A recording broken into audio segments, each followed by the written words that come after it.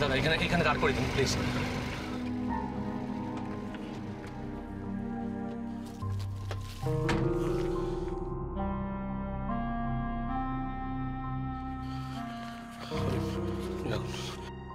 Thank you দাদা, thank you, অসংখ্য ধন্যবাদ। আপনি না থাকলে আমি এখানে পৌঁছতে পারতাম না।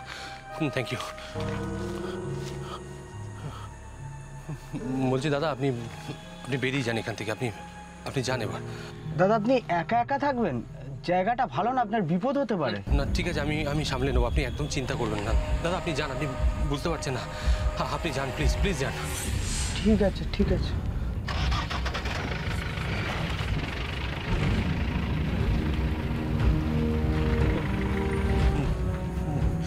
যেভাবেই হোক আমাকে মুন্নিকে এখান থেকে ফিরিয়ে নিয়ে যেতেই হবে, যেতেই হবে।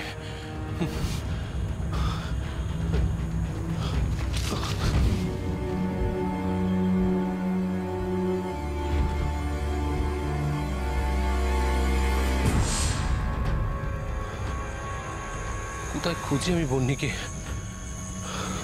কিছুই তো বুঝতে পারছি না আমি কোন দিকে যাব।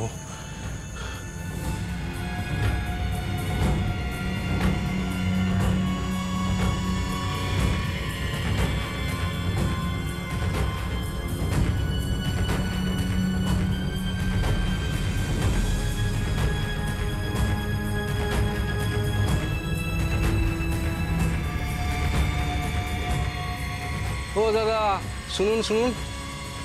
হ্যাঁ বলুন। আরে ওই যে মহিলা গাছতলায় বসেছিলেন তাকে আপনি দেখেছেন?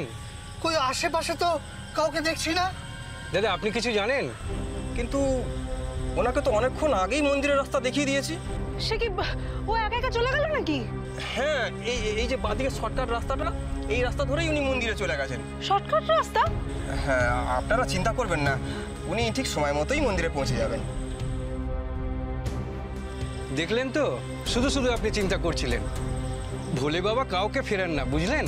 হ্যাঁ ঠিকই, বাবার টানে ও ঠিকই মন্দিরে পৌঁছে যাবে।